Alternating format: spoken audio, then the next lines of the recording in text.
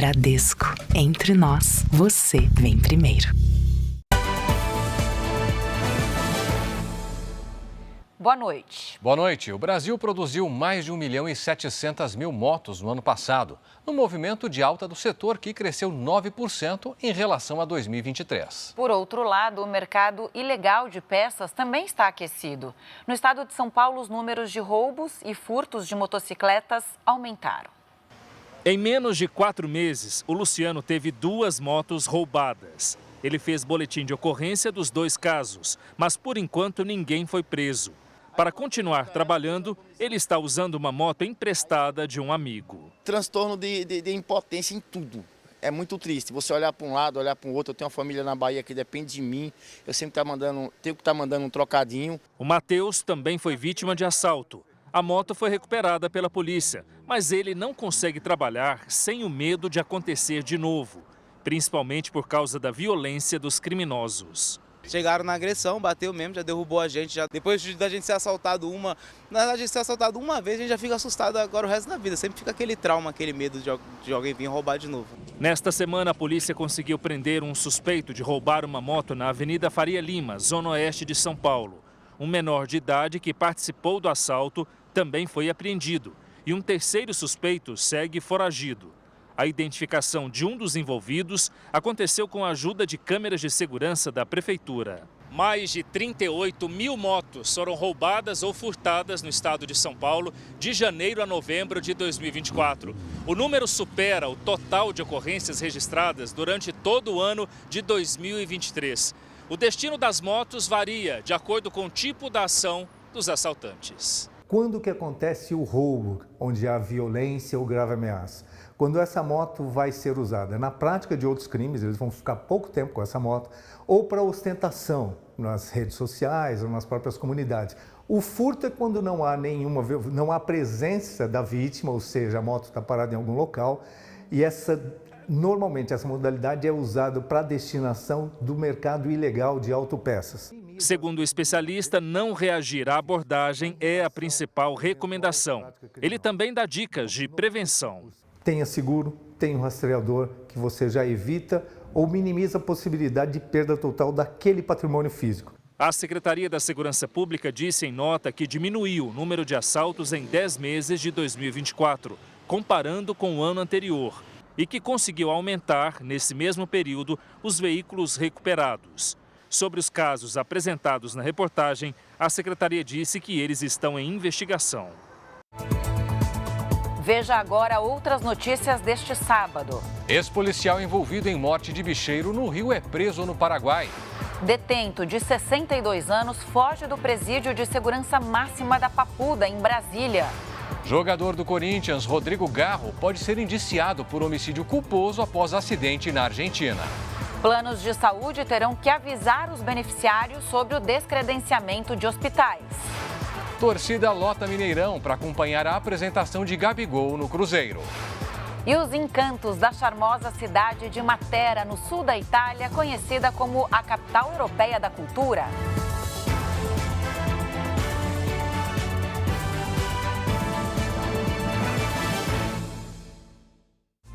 Oferecimento Bradesco. Entre nós, você vem primeiro.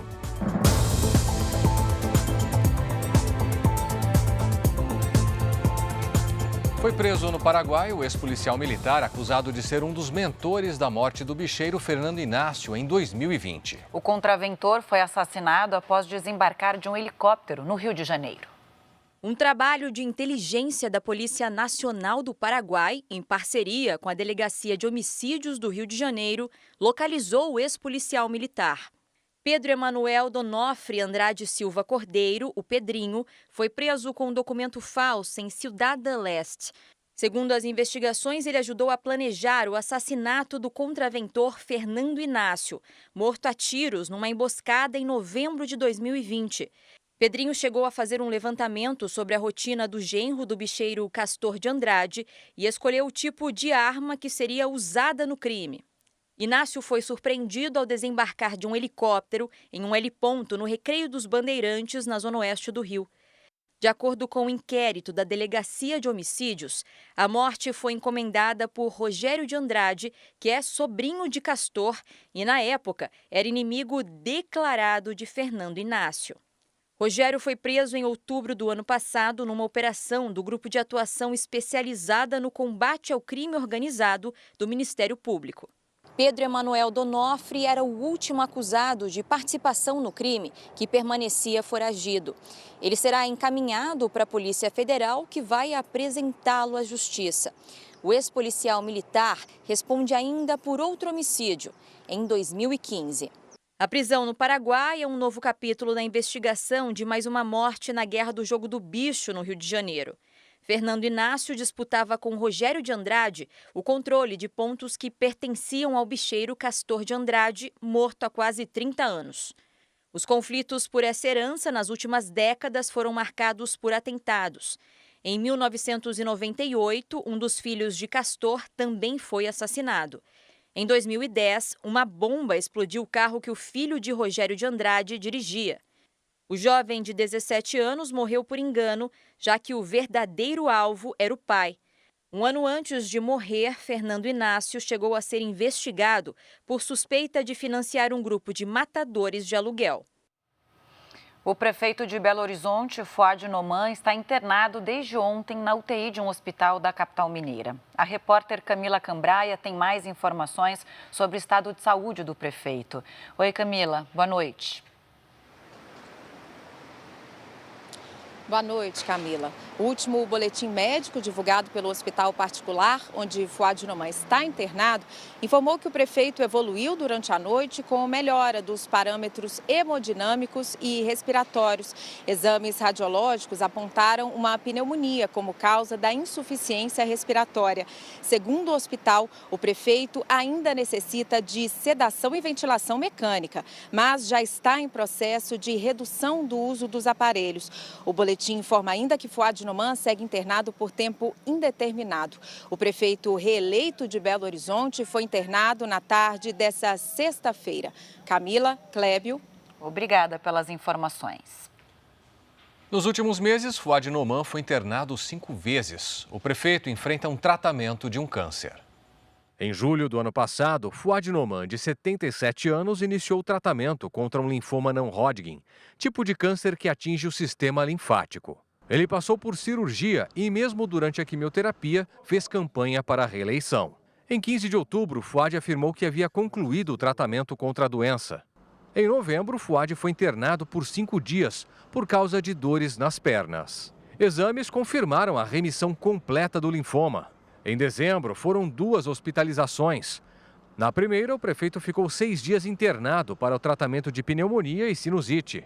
4 dias depois da alta, Fuad foi novamente internado com diarreia e desidratação. Ele chegou a ser monitorado na UTI devido a um sangramento intestinal. Por causa do quadro de saúde, Fuad não participou da diplomação do segundo mandato e a posse foi feita de forma remota. Nesta sexta, o prefeito voltou ao hospital com um quadro de insuficiência respiratória, provocado por uma pneumonia. Nas redes sociais, o vice-prefeito Álvaro Damião afirmou que o momento é de união e pensamento positivo pelo pronto restabelecimento do prefeito. Um homem condenado a 135 anos de prisão conseguiu fugir do complexo penitenciário da Papuda, no Distrito Federal, após serrar as grades da cela. Argemiro Antônio da Silva, de 62 anos, tem mais de 120 processos judiciais e cumpre penas por crimes como roubo, extorsão, extorsão mediante sequestro, porte de arma de fogo e associação criminosa. De acordo com a Secretaria de Administração Penitenciária do Distrito Federal, o detento estava em um bloco destinado a idosos. Em nota, a secretaria informou que a fuga foi constatada às 7 da manhã, quando policiais penais realizavam uma conferência de rotina, e afirmou que prontamente a equipe fez buscas na região e realizou a ocorrência policial. Uma investigação foi aberta para apurar se houve ajuda interna ou externa. O complexo penitenciário da Papuda, em Brasília, é uma área de segurança máxima e ganhou notoriedade depois de ter recebido políticos condenados em casos de grande repercussão. Entre os mais conhecidos estão José Dirceu e José Genuíno, presos no escândalo do Mensalão em 2005. Também estiveram na Papuda o ex-ministro Gedel Vieira Lima, o ex-senador Luiz Estevão, os ex-deputados federais Natan Donadon e Paulo Maluf, além de Marcos Camacho, mais conhecido como Marcola, chefe do PCC. Foi preso em Goiânia o segundo homem que participou de um sequestro relâmpago na noite do Ano Novo. Ele e um outro criminoso renderam a dona de uma pizzaria quando ela entrava no carro para fazer entregas. Sob a mira de um revólver e ameaças, a mulher conta que temeu pelo pior. O que passava na minha cabeça é que eu não ia voltar mais. Eu fiquei com muito medo. Eu tremia todinho, eu não sei como eu consegui dirigir esse tempo todo. Eu pensei no pior, eu sei que eles não iam deixar eu voltar mais. A dona da pizzaria disse que na noite do crime decidiu pegar o próprio carro e fazer algumas entregas que estavam atrasadas, já que a alta demanda na véspera do Ano Novo e a chuva forte dificultaram o trabalho da equipe de entregadores. Assim que ela entrou no veículo, foi abordada pelos criminosos armados. Imagens de câmeras de segurança mostram quando um dos bandidos chega antes da empresária fechar a porta. Em seguida, o outro se aproxima e também entra no carro. A vítima foi obrigada a dirigir pela cidade por mais de 1 hora. Eles queriam que eu fizesse Pix, queria dinheiro. Eles perguntam se eu tinha dinheiro escondido na minha roupa, eu falei que não. O drama da empresária só terminou quando ela bateu o carro ao fazer uma manobra às pressas. Ao obedecer o comando deles, eles me pediram para virar de uma vez. Eu não vi a ilha, não vi a placa de sinalização, só obedeci o comando. E aí, ao virar de uma vez, eu bati nessa placa de sinalização, que foi o que me salvou deles. A dupla levou um notebook, joias, óculos e um relógio de marca. Os 2 criminosos foram presos e os objetos roubados recuperados. Os 2 já tinham passagem pela polícia. Um deles, inclusive, usava tornozeleira eletrônica e estava solto há 2 meses. Durante a abordagem, foi questionado o indivíduo a participação dele no crime. Ele acabou confessando e dando detalhes sobre o ocorrido. O mesmo foi conduzido até a DEIC, onde vai ser apresentado à autoridade policial competente para ser tomadas as devidas providências legais. Eles falavam, eu posso até ser preso, mas não esquece que eu volto. E se eu voltar, a gente vai acertar as contas. Eu não quero nem passar na porta da pizzaria. Ontem era um dia que era estar aberto, eu não dei conta de trabalhar. Subiu para 14 o número de mortos no desabamento da ponte Juscelino Kubitschek de Oliveira, que liga o Maranhão ao Tocantins. O 14º corpo foi retirado da água na manhã de hoje. 3 pessoas seguem desaparecidas. A queda da estrutura foi no dia 22 de dezembro. Um helicóptero que levava 5 pessoas caiu no litoral de Santa Catarina. O acidente aconteceu logo depois da aeronave levantar voo, a 4 metros do chão. Uma vítima foi levada ao hospital com suspeita de traumatismo craniano. As outras 4 não tiveram ferimentos graves. Um temporal atingiu a cidade de Campinas, interior de São Paulo. Ruas ficaram alagadas e a força da ventania derrubou árvores. Em algumas regiões da cidade, a tempestade veio acompanhada de granizo. O tamanho de algumas pedras assustou moradores. As novas regras para a aposentadoria já estão em vigor. Entre as mudanças está o novo cálculo de acesso ao benefício previsto na reforma da Previdência aprovada em 2019. As mudanças atingem a idade mínima para pedir a aposentadoria pelo INSS e a pontuação necessária para ter direito ao benefício pela soma da idade com o tempo de contribuição. A pontuação mínima subiu para 92 para as mulheres e 102 para os homens e vai continuar subindo ano a ano até atingir 100 pontos para as mulheres e 105 para os homens. O índice é a soma da idade com o tempo de contribuição, que é de 30 anos para as mulheres e 35 anos para os homens. A idade mínima para se aposentar também subiu. As mulheres precisam ter 59 anos e os homens 64. Ano a ano, a idade mínima vai subir 6 meses, até alcançar os 65 anos para os homens em 2027 e os 62 anos para as mulheres em 2031. Para os servidores públicos, a regra de pontuação e o tempo de contribuição são os mesmos, mas a idade mínima é de 62 anos para os homens e de 57 anos para as mulheres. Todos os servidores devem ter ao menos 20 anos no serviço público e 5 anos no cargo. As novas regras valem para quem já contribuía com o INSS antes da aprovação da reforma da Previdência, em novembro de 2019. Nos últimos 2 anos, os pedidos de aposentadoria por tempo de serviço caíram 11% e por idade subiram 3%. As simulações podem ser feitas pelo aplicativo Meu INSS ou no endereço meu.inss.gov.br. O nosso sistema de previdência é solidário contributivo, né? Então quem na ativa contribui para que as pessoas consigam receber sua aposentadoria, né? Não é uma acumulação de valores como acontece na iniciativa privada para você receber futuramente, né? As novas regras também alteram o consignado. Agora, os novos aposentados ou pensionistas podem solicitar o empréstimo antes do prazo de 90 dias, no banco onde vai ser pago o benefício. A partir desse prazo, a operação pode ser feita em qualquer banco. Segundo o INSS, o segurado pode comprometer até 45% do benefício com instituições financeiras. Desse total, 35% para empréstimo, 5% para cartão de crédito e 5% para cartão de benefício.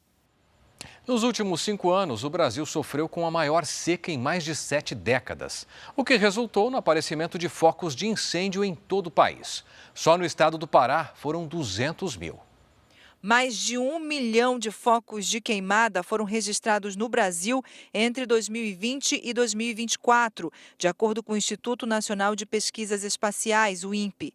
Foi o período de pior seca dos últimos 74 anos. O principal fator que fez com que esses números se agravassem foi o período de seca que a gente enfrentou em 2024, né? Mas, claro que somado a isso, também tem práticas como o uso do fogo para o manejo do solo. Em 2024, estados do Sudeste brasileiro também sofreram com as queimadas. São Paulo registrou 8.712 casos. O fogo se concentrou em propriedades rurais, como lavouras de cana-de-açúcar. Mas foram 5 os estados que provocaram o crescimento dos números nacionais de focos de incêndio. Juntos, somaram mais de 628 mil focos em 5 anos. O Pará ficou em primeiro lugar, seguido de Mato Grosso, Amazonas, Maranhão e Tocantins. Esta semana, em Santarém, no oeste paraense, uma área quilombola pegou fogo, mesmo em meio ao inverno amazônico. As chuvas que estão caindo agora vão efetivamente trabalhar para o bem e para a redução desses focos de incêndio e do impacto dessas queimadas. O Ministério do Meio Ambiente e Mudança do Clima informou que as fiscalizações reduziram em mais de 30% o desmatamento na Amazônia de 2023 a 2024. No Cerrado, a queda foi de 25,7%. Para este ano, o órgão programa uma abordagem planejada para prevenir e combater incêndios florestais em parceria com estados e municípios. O litoral do Rio Grande do Sul registrou mais de 20 mil casos de queimaduras por água-viva nos últimos 15 dias. A fila formada no posto de guarda-vidas é para usar vinagre. O líquido alivia o desconforto provocado pelo contato com uma água-viva. Juliana, que o diga. Está queimando bastante. É por esses casos que o vinagre já faz parte do kit de primeiros socorros nos postos de salva-vidas. O litoral gaúcho é conhecido pela água fria e escura, mas nas últimas semanas o mar está bem diferente, quente e limpo. É justamente essa elevação da temperatura que favorece a proliferação de águas vivas e já são mais de 20 mil casos de lesões por esses animais nos últimos 15 dias. Só esta semana foram cerca de 2 mil por dia. O João Lucas estava brincando quando sentiu a perna arder. Estava mergulhando no mar ali, pegou nas 2 pernas. As 2 pernas, cara, que situação. Tá doendo, tá queimando? Muito. A bandeira lilás na areia alerta para o perigo. Em caso de contato com a água viva, não é recomendável esfregar, colocar areia ou lavar com água doce. As águas vivas encontradas no litoral gaúcho são da espécie medusa. A água viva ela se movimenta de acordo com a corrente marítima, né? Então ela tem essa toxina, tem aqueles filamentos, né, que em contato com a pele eles causam a sensação de queimação. Então a pessoa deve procurar remover aqueles filamentos porventura enrolados no membro passar água salgada e fazer depois compressa com vinagre. Ao saber que existe água viva naquele local, a recomendação é avisem os guardas-vidas, tá? Porque se o local está tendo incidência de águas vivas, eles colocam a bandeira da cor de lás. O Michel ainda tem a marca da queimadura na perna. A família aprendeu com a dor e agora os pais ficam o tempo todo de olho no filho. A criançada a gente tenta não levar para o mar, ou quando a gente leva, a gente deixa um pouco mais na beira e cuidando bastante. Sempre ficando de olho ao redor. Ficando de olho, porque é muita água viva. Nos últimos dias, o interior dos 3 estados da região sul tem registrado as temperaturas mais altas do país, com termômetros perto dos 40 graus. Hora de conversar com a nossa Lidiane Sayuri. Lid, boa noite. O que tem provocado esse calorão todo? Olha só, Camila, o avanço de uma grande massa de ar seco que afasta as nuvens e permite o rápido aquecimento da superfície. Boa noite para você. Clébio, boa noite. E boa noite para você de casa. Nos próximos dias, a chuva vai se concentrar entre as regiões norte e sudeste, enquanto no sul e no sertão nordestino, as altas temperaturas e o ar seco seguem como destaque. No Rio de Janeiro e em Belém, esquenta e a chuva vem com raios a partir da tarde. Tem alerta para temporais. Em Campo Grande, as pancadas acontecem de madrugada. De manhã, tempo firme, máximas entre os 30 e os 31 graus. Hoje foi mais um dia típico de verão em grande parte do país, com calor e chuva à tarde. Neste momento, chove forte em todos os pontos coloridos aqui da imagem de satélite. Amanhã, a frente fria chega ao Rio de Janeiro e forma um novo corredor de umidade, conhecido como Zacas, entre as regiões norte e sudeste. Nos próximos dias, tem previsão de muita chuva sobre o Amazonas, Tocantins e Minas Gerais. Domingo à tarde, com 29 graus em Porto Alegre, Brasília e em Manaus. Em São Paulo, faz até 28 e até 33 em Salvador. Tempo Delivery. A primeira participação é da Clarice, de Naviraí, Mato Grosso do Sul. Boa noite, Clarice. Os destaques nos próximos dias são o tempo ensolarado, a baixa umidade do ar e o calorão de até 34 graus. Nada de chuva para você até o fim da próxima semana. A Maristela é de Junqueirópolis, interior de São Paulo. Bem-vinda, Maristela. Nos próximos dias, o ar seco afasta as nuvens carregadas da sua região e o sol predomina. As temperaturas sobem rápido até os 36, 37 graus. Participe do nosso Tempo Delivery. Poste sua mensagem nas redes sociais com o nome de uma cidade e a hashtag você no JR. Camila, Clébio. Veja a seguir, comunidade indígena é alvo de tiros no Paraná. E ainda, pouco mais de 5 anos depois do surgimento da Covid, nova infecção viral sobrecarrega hospitais na China. Torcedor mirim que faz sucesso na internet promete ser destaque também nas arquibancadas nesse Paulistão. Campeão!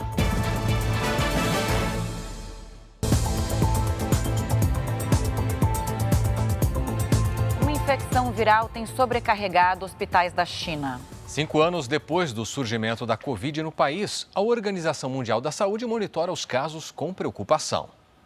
A notícia de que a China estaria sendo devastada por um misterioso vírus se espalhou rapidamente no país, depois de vídeos publicados nas redes sociais mostrarem hospitais lotados de pacientes com máscaras e pais carregando crianças em longas filas. A porta-voz do Ministério das Relações Exteriores, Mao Ning, disse que é comum as infecções respiratórias atingirem o pico durante o inverno. A mídia local atribuiu o recente surto a um vírus pouco conhecido chamado de metapneumovírus humano, que provoca sintomas semelhantes aos da gripe. Segundo especialistas, o metapneumovírus humano afeta todas as faixas etárias, mas crianças, idosos e pessoas com um sistema imunológico comprometido são as mais vulneráveis. Os primeiros sinais são tosse, febre e falta de ar. Em casos graves, pode evoluir para bronquite ou pneumonia. Aqui no Japão, autoridades monitoram a evolução da doença. Ainda não existe vacina ou remédio contra o pneumovírus humano. O tratamento só ameniza os sintomas. Ele foi descoberto em 2001 E desde então, um Centro de Controle e Prevenção de Doenças dos Estados Unidos registrou uma média de 20 mil hospitalizações por ano entre crianças menores de 5 anos. A China não divulgou o número de casos registrados no país. Nem tampouco se foram realizados testes para identificar possíveis mutações nos vírus. A China foi o país onde o surto da Covid-19 teve início no final de 2019. 5 anos depois do primeiro caso em Wuhan, ainda restam muitas dúvidas sobre a origem do vírus que matou na pandemia mais de 15 milhões de pessoas. A falta de transparência da China, que costuma esconder o que acontece, põe o mundo em alerta mais uma vez. Também na China, 8 pessoas morreram e 15 ficaram feridas em um incêndio no mercado no norte do país. Vídeos publicados nas redes sociais mostram os estragos e uma enorme nuvem de fumaça que se formou. No local, que funciona como uma feira a céu aberto, são vendidos frutas, vegetais e até aparelhos eletrônicos. Os bombeiros demoraram mais de 1 hora para controlar o fogo. As causas do incêndio ainda são investigadas.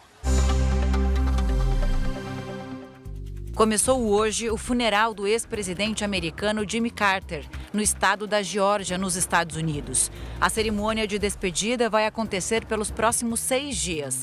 O corpo ainda será levado para Washington antes de voltar à Geórgia, onde será enterrado. O ex-presidente morreu no último domingo, aos 100 anos. Materiais que teriam sido usados na fabricação de explosivos foram encontrados na casa do responsável pelo atentado, que terminou com 15 mortos em Nova Orleans, também nos Estados Unidos.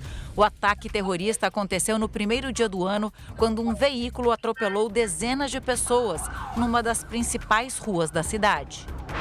Já em Las Vegas, autoridades apontam as possíveis motivações do responsável pela explosão de um Tesla no dia 1º.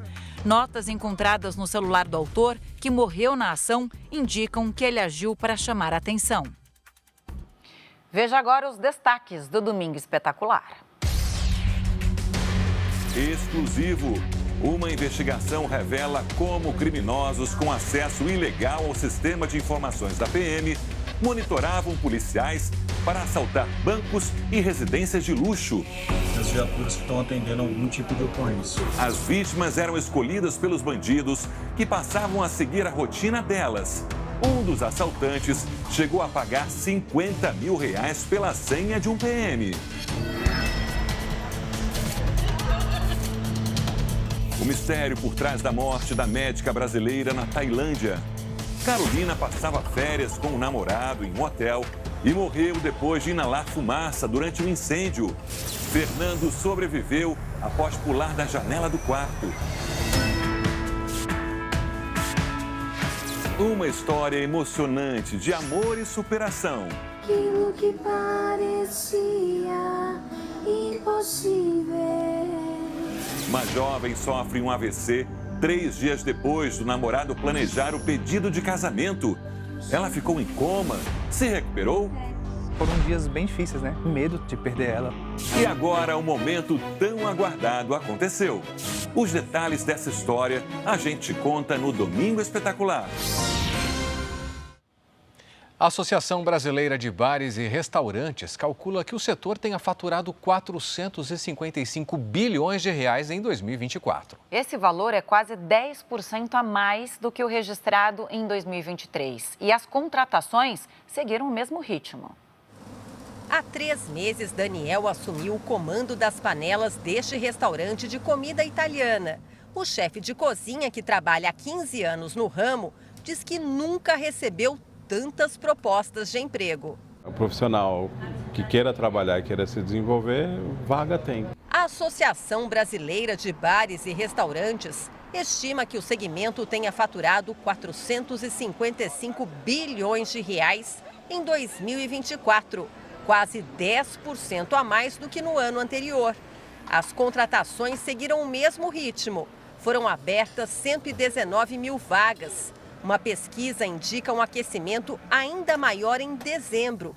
40% dos estabelecimentos pretendiam reforçar as equipes com trabalhadores temporários. O setor de bares e restaurantes vive um momento de prosperidade no Brasil. O aumento no movimento impulsionou as contratações. Este restaurante em São Paulo emprega 82 pessoas e tem vagas abertas. Para dar conta da alta demanda por mão de obra, o proprietário deixou um funcionário com uma única missão: selecionar os candidatos. Eu tive de colocar uma pessoa só para essa função de recrutamento. Tentei fazer recrutamento externo também, abrir vagas externo através de headhunters, através de pessoas do mercado para repor algumas vagas. O Ednelton é um dos mais novos contratados do restaurante. Além de chefiar o bar, é ele quem treina os candidatos selecionados na entrevista. Quase sempre pessoas interessadas em começar na carreira. Eu acho que tem emprego para quem sabe e quem não sabe.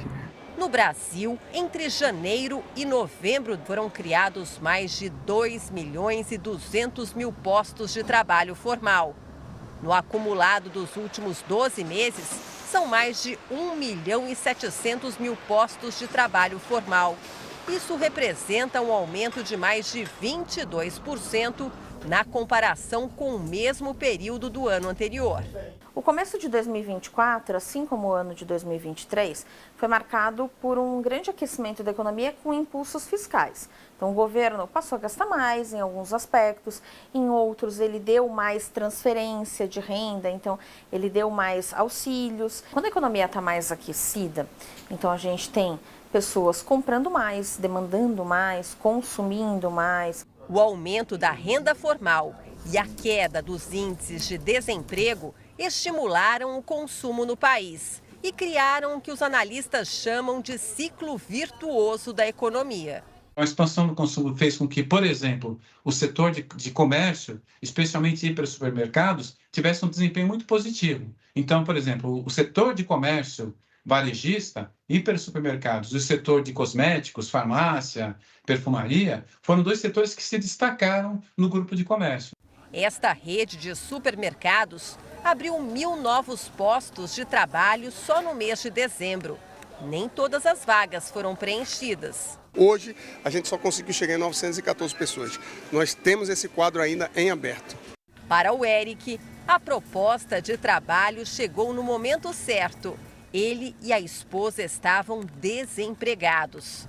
Eric começa 2025 com carteira assinada e com salário na conta bancária. Estou feliz, graças a Deus, consegui a vaga. Veja a seguir, camisa 10 do Corinthians, Rodrigo Garro atropela e mata motoqueiro na Argentina. Gabigol é apresentado como novo reforço do Cruzeiro, com mais de 40 mil torcedores no Mineirão. Israel encerra operação em área usada por terroristas como esconderijo na faixa de Gaza.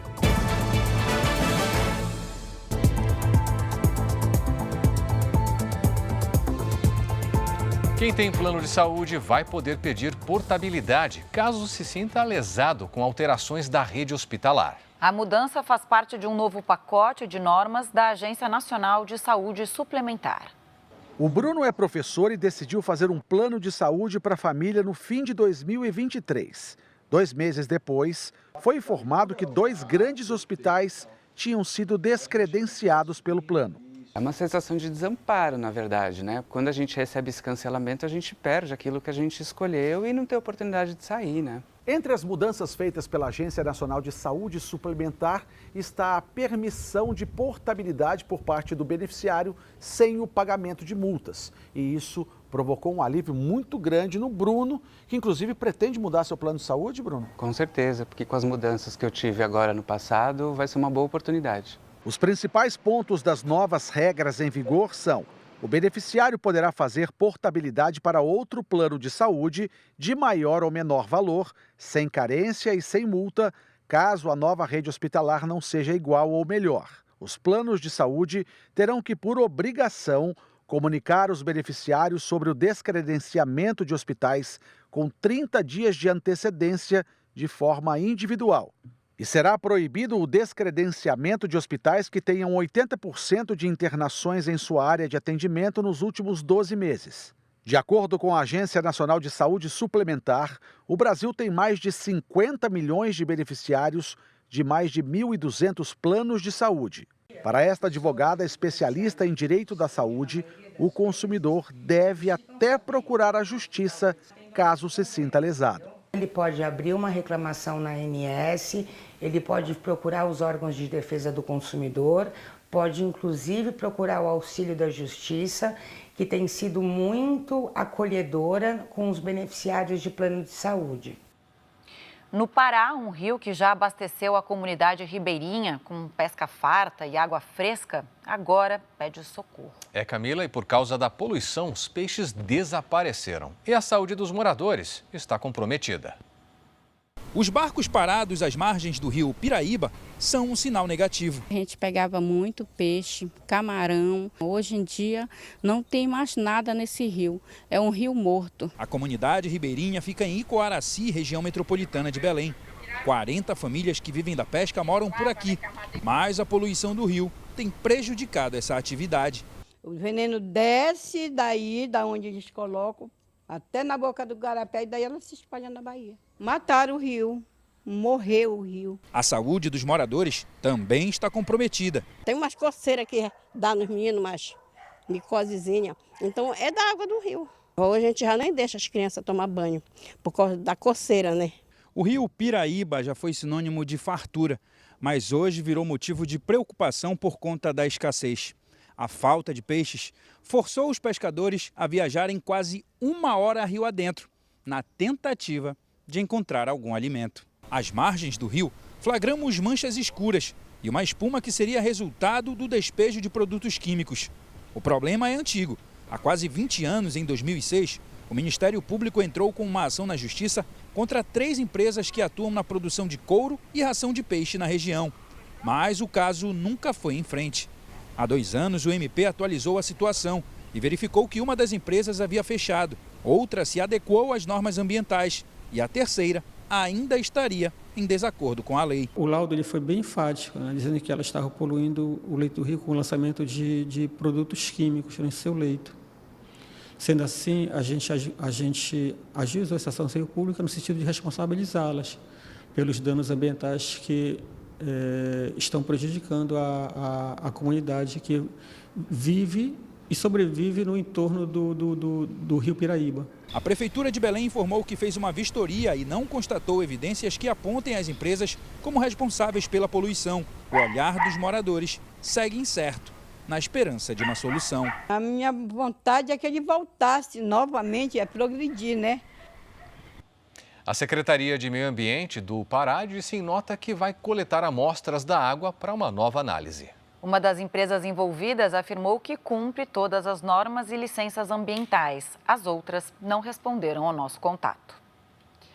Um levantamento revela que nos últimos 5 anos, mais de 800 mil processos de crimes de trânsito foram registrados, isso em todo o país. E olha só, em 2024, de janeiro até novembro, a média foi de 466 casos por dia.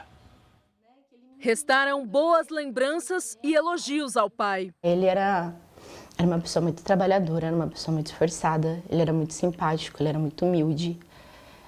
Por onde ele passava, ele sempre fazia amizade, sempre tirava sorriso dos outros. Roberto Carlos de Lima tinha 53 anos, era casado há mais de 30 anos, pai de 2 filhos. Há 2 anos foi vítima de um acidente quando voltava para casa em São Paulo. Ele chegou a passar por cirurgias, mas morreu 1 semana depois. Uma das coisas que meu pai me falou quando ele estava no UTI é que ele não teve tempo de desviar. Ele estava de moto quando foi atingido por um carro na contramão. Em depoimento à polícia, o motorista assumiu que bebeu antes do acidente. A família da vítima entrou na justiça e pede indenização por dano moral. Um levantamento do Conselho Nacional de Justiça revelou que nos últimos 5 anos foram abertos mais de 800 mil processos relacionados a crimes de trânsito no Brasil. Só em 2024, a média foi de 466 novos registros por dia. Entre as infrações estão homicídio culposo na direção de veículo, fugir do local do acidente para não assumir a responsabilidade, dirigir sob efeito de álcool ou drogas e participar de rachas. Os tribunais que mais registraram processos foram os dos estados do Rio Grande do Sul, Minas Gerais, São Paulo, Paraná e Goiás. Existe uma sensação de impunidade. Se as pessoas não percebem ou não acompanham o desfecho final, não sabem que, na verdade, embora tardiamente a pessoa que cometeu o acidente, ele foi condenado. E, logicamente, que há também consequências para as pessoas que são vítimas do acidente, que perdem um ente querido, um arrimo de família. Para a Amanda, o sentimento de impunidade contribui para a ocorrência de novos casos. Eu só queria justiça, eu só queria que não ficasse por isso. Porque meu pai foi uma pessoa muito companheira na minha vida. O Jornal da Record procurou a defesa do motorista, mas até agora ninguém se manifestou. No Paraná, 2 crianças indígenas tiveram alta hoje após serem baleadas ontem. 2 adultos seguem internados. A Polícia Federal e a Polícia Civil do Paraná vão tentar identificar quem atirou contra a comunidade dos indígenas na cidade de Guaíra, no oeste do Paraná. A região vive um clima tenso de confrontos entre produtores rurais e indígenas por disputa de terras. A região metropolitana de Vitória, no Espírito Santo, costuma receber visitas ilustres, mas que assustam os moradores, viu, Camila? No ano passado, 27 jacarés foram resgatados e depois devolvidos à natureza. Já pensou em sair de casa e dar de cara com um sorrisão desses? Foi o que aconteceu com o Arthur, que mora neste condomínio no município da Serra, região metropolitana de Vitória. Logo depois de sair com o carro, ele viu que havia algo estranho e resolveu parar. Quando chegamos um pouco mais perto, aí a gente conseguiu ver que era um jacaré. Como é que foi na hora? Foi um susto, porque ele não era pequeno. E assim, é raro de ver assim perto de uma rodovia, de uma área movimentada. Depois do susto, Arthur e o padrasto ligaram para os bombeiros, que acionaram a equipe do projeto ecológico Caimã. O animal foi levado para o centro de tratamento em Vitória. A fêmea, de 1,40 m e quase 5 quilos, ganhou até nome, Amarelinha. 27 jacarés foram resgatados e devolvidos à natureza aqui na região metropolitana de Vitória. Chegou a hora de mais um deles voltar para casa, aqui nesse ponto bem distante da área urbana. Solta, a Amarelinha logo encontrou o seu caminho. Pode adiantar. Áreas alagadas da Mata Atlântica são o habitat natural da espécie caimã, popularmente conhecida como jacaré do papo amarelo. No período de reprodução, entre dezembro e março, vê-los em áreas urbanas é mais comum do que se pensa. Sempre que vocês encontrarem um jacaré ou qualquer animal silvestre, numa área urbanizada, ligue para o órgão ambiental competente, tanto da prefeitura quanto do estado. Para o Arthur, um encontro só foi suficiente. Será que ela vem te visitar aí para agradecer? Será? Eu não sei. Mas aí muito perto eu não vou chegar também, não. Esperamos não encontrar, né, Cléber? Essas visitas ilustres a gente não quer. Os dias de calor e grande movimentação nas praias do Rio de Janeiro são motivos de preocupação para o Corpo de Bombeiros. Com flagrantes de desrespeitos às normas de segurança, os militares já resgataram cerca de 1.400 pessoas só nos primeiros 3 dias de 2025. No primeiro sábado do ano, as praias do Rio de Janeiro ficaram lotadas de banhistas que aproveitaram o dia de sol e calor. Mas, perto da diversão, o Corpo de Bombeiros fazia buscas por Edmilson de Jesus Júnior, de 27 anos. O jardineiro desapareceu na madrugada do dia 1º, após entrar no mar na praia da Barra de Guaratiba, zona oeste do Rio. A negligência e a falta de atenção com as normas de segurança acenderam um alerta. A todo momento, flagrantes de imprudência foram registrados pela nossa equipe. Banhistas pulavam no mar em áreas compostas por pedras e tomavam banho em pontos com bandeiras vermelhas. Essas irresponsabilidades fizeram com que o número de salvamentos aumentasse de forma drástica. Somente nos 3 primeiros dias de 2025, o Corpo de Bombeiros realizou mais de 1.400 resgates marítimos em todo o estado do Rio. 5 vezes mais do que o mesmo período de 2024, com cerca de 280 casos. Os números alarmantes podem ser explicados por causa das condições climáticas. São 2 fatores que explicam esse grande aumento. Primeiro, é o clima muito favorável. Ao contrário do ano passado, esse ano a gente teve muito sol, a temperatura do mar estava mais quente e também a ondulação do mar estava mais baixa, dando uma falsa sensação de segurança. Além disso, o estado como um todo recebeu um grande fluxo turístico nas praias, banhistas, a frequência aumentou muito e os afogamentos estão diretamente ligados a essa frequência nas praias que nós temos aqui. Para impedir os afogamentos e auxiliar na agilidade dos resgates, os militares usam motos aquáticas e barcos infláveis, além de aeronaves e drones. Copacabana, um dos pontos turísticos mais procurados, é o local com o maior número de salvamentos. 885 pessoas foram resgatadas pelos bombeiros. Enquanto alguns banhistas desafiam as orientações, outros zelam pelo cuidado, principalmente com as crianças. Nunca tiro o olho dela, é sempre, ainda mais hoje que a praia está muito cheia, não tem como tirar o olho da criança, é arrumar uma brincadeirinha com ela para ela estar sempre perto de mim. E quando eu vou na água, eu já fico no rasinho, porque eu já não sei nadar, então eu não vou inventar de ir pro mar com a criança, sabe? É todo um cuidado que eu tenho com ela. Neste sábado, familiares e amigos de Edson Davi, de 6 anos, fizeram uma manifestação na praia da Barra da Tijuca. Há 1 ano, o menino desapareceu enquanto brincava na praia. Segundo a polícia, ele se afogou, mas a família contesta a versão até hoje. Um medalhista olímpico foi detido após uma confusão com a polícia do estado americano da Flórida. As imagens gravadas no momento da abordagem mostram o corredor Fred Curley discutindo com os agentes. Ele se incomodou porque os policiais estavam fazendo uma investigação ao lado do carro dele. Após ignorar as ordens para recuar, o atleta começou uma briga com um dos policiais. E durante a confusão, um agente disparou a arma de choque. Fred Curley foi detido, acusado de resistir à prisão, agressão a um policial e conduta desordeira. A defesa disse que houve reação exagerada da polícia. Curley está em liberdade após pagar fiança. O velocista foi medalha de prata nos 100 metros nas Olimpíadas de Tóquio em 2021 e no ano passado conquistou o bronze em Paris. Edmundo Gonçalves Urrutia, o líder da oposição da Venezuela, se encontrou neste sábado com o presidente da Argentina. Milhares de venezuelanos que moram em Buenos Aires foram até a Casa Rosada, a sede do governo argentino. Estamos fazendo o que a causa da liberdade exige, nem mais nem menos, afirmou Javier Milei. A visita de Urrutia acontece poucos dias antes da posse de Nicolás Maduro, marcada para o dia 10 de janeiro. A Argentina não reconhece a reeleição de Maduro, assim como o Brasil e outros países latino-americanos, além dos Estados Unidos e a União Europeia.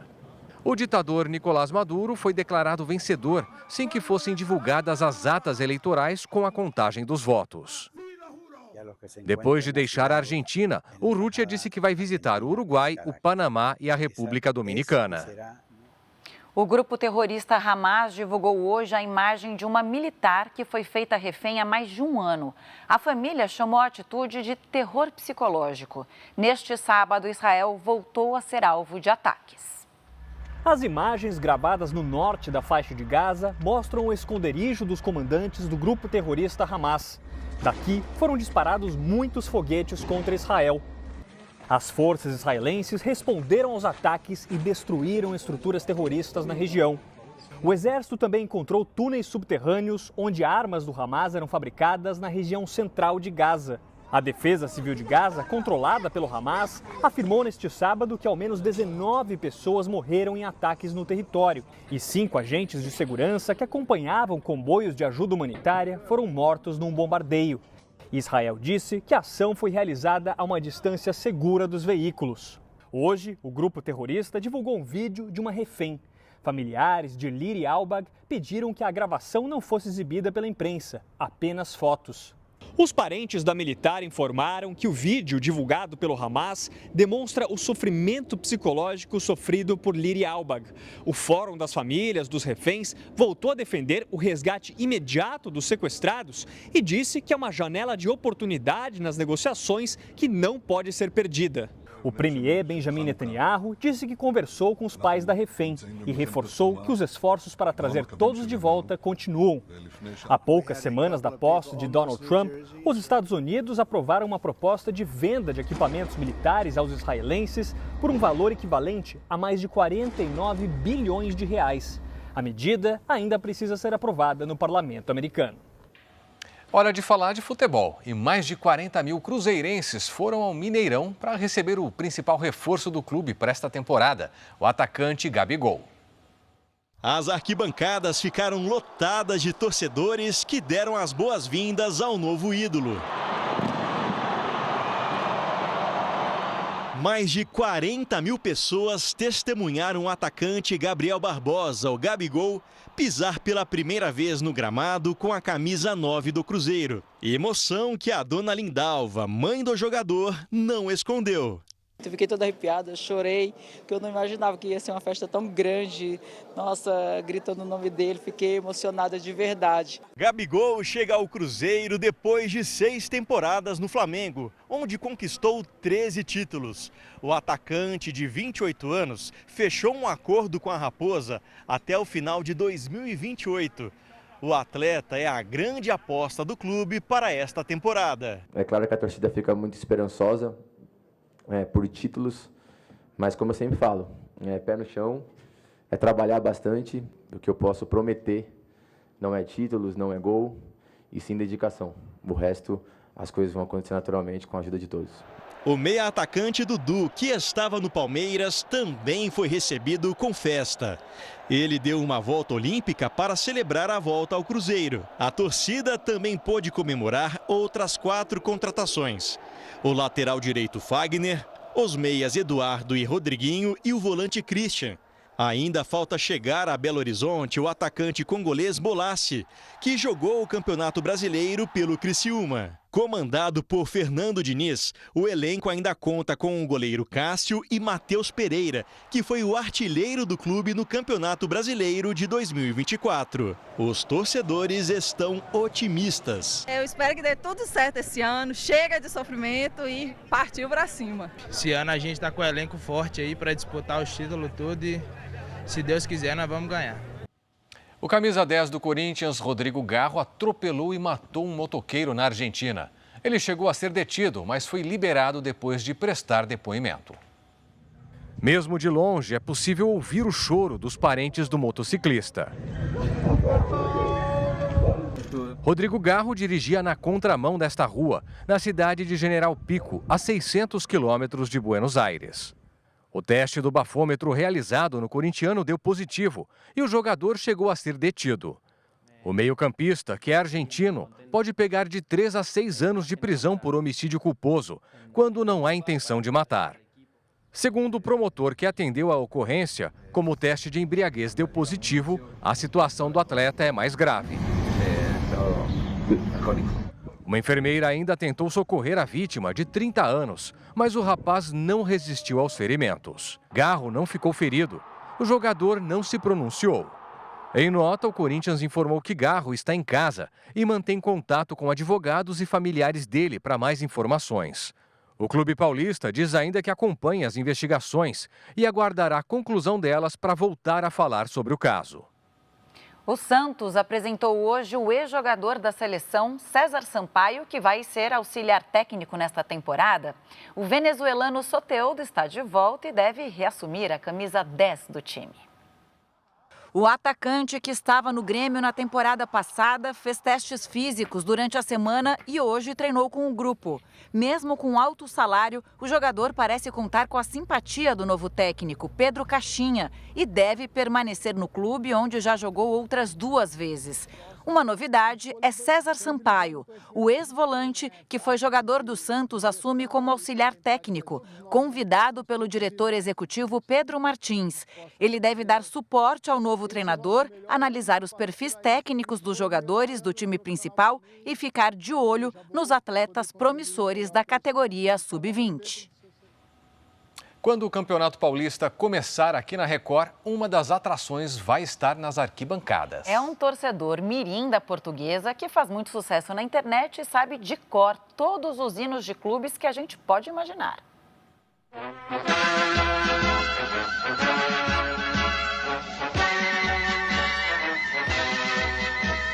A música que embala os torcedores da Portuguesa é cantada por gerações de torcedores há 104 anos. Em campo, a Portuguesa, pra nós é sempre um time campeão. Mas esse torcedor aqui tem apenas 12. Davi conhece como poucos a história da Lusa, o time do coração. E sempre ficam me perguntando, Portuguesa ainda existe? Sim, ela ainda existe. Diferentemente dos outros, foi na derrota do time que ele se apaixonou. Eu comecei indo no estádio com 4 anos e, cara, a gente foi num jogo da Portuguesa, pegamos o Santo André, mas o Santo André era o líder, então os caras estavam embalados e a gente perdeu. E aí, cara, chegamos na saída do estádio e eu falei, pai, eu quero torcer pra esse time. Aí ele, pô, Portuguesa é muito difícil, é uma torcida muito sofrida. Além de torcedor, Davi sabe bastante sobre as estatísticas do esporte, mas são os hinos dos times que estão mesmo na ponta da língua. Cadê a bola?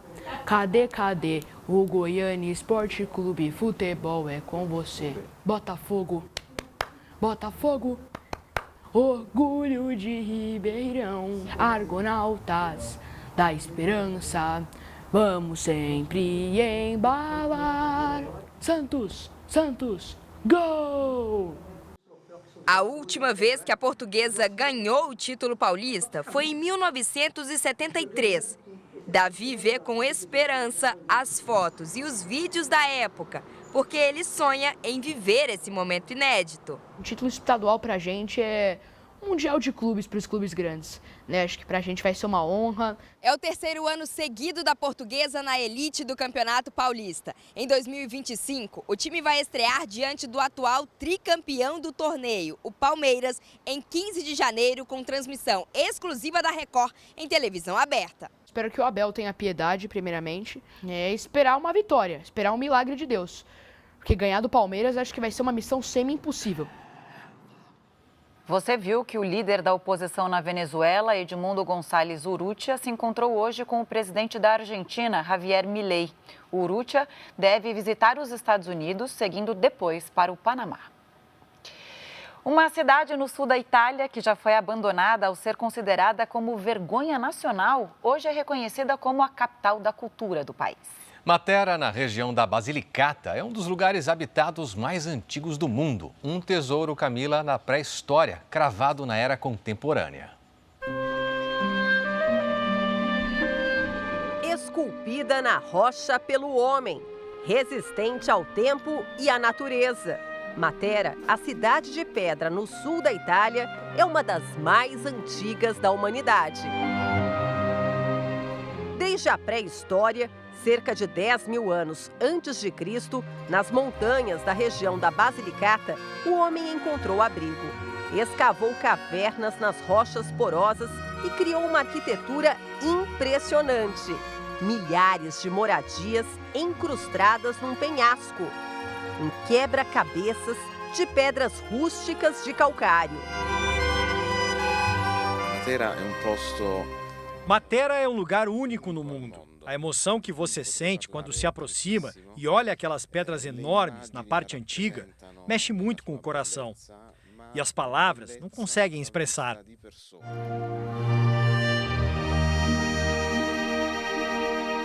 Era assim, uma típica casa da cidade de Matera, esculpida na rocha como um abrigo subterrâneo. Cada casal tinha em média 6 filhos. As mulheres usavam o tear para fabricar roupas de inverno. O pão era o principal alimento dessa cidade de pedra. Espaços pequenos, divididos inclusive com os animais. A cama do casal era a mais alta para que galinhas fossem criadas aqui embaixo. Tudo muito diferente da nossa época. No final do dia, a família se reunia ao redor da mesa e todos jantavam juntos num único prato. Quando as pessoas visitam lugares como a região da Basilicata, elas descobrem coisas que não imaginavam. São surpreendidas pela riqueza da história, pela preservação dos lugares. Então, além da Itália em si, do estilo de vida, comida, cultura e beleza, tem também essa surpresa, que é a cereja do bolo.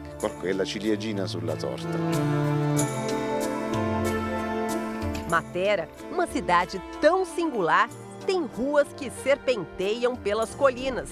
É uma terra seca, com pouca chuva. Por isso, o povo antigo usou da engenhosidade. Escavou uma enorme rocha e construiu um reservatório capaz de matar a sede de toda a população. São 20 metros de altura, que no passado ficavam cheios de água de uma nascente. Ainda dá para ver as marcas do nível da água nas paredes de pedra.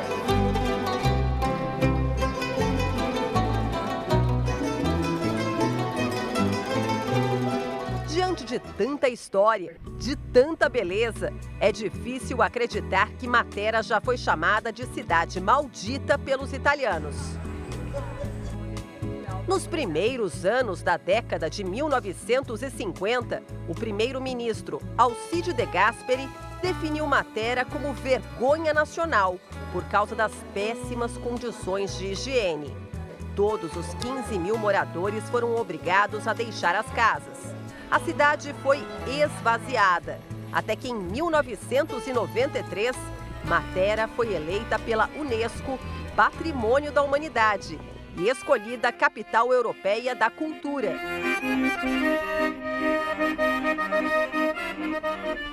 O centro histórico voltou a ter vida. As casas-grutas se transformaram em restaurantes, lojas e hotéis. Os turistas adotaram Matera como destino a ser desvendado. Matera é magnífica. Matera é magnífica. Essa é a palavra que melhor descreve a minha cidade. Eu sou suspeito, porque sou apaixonado por esse lugar. Eu amo Matera. La amo.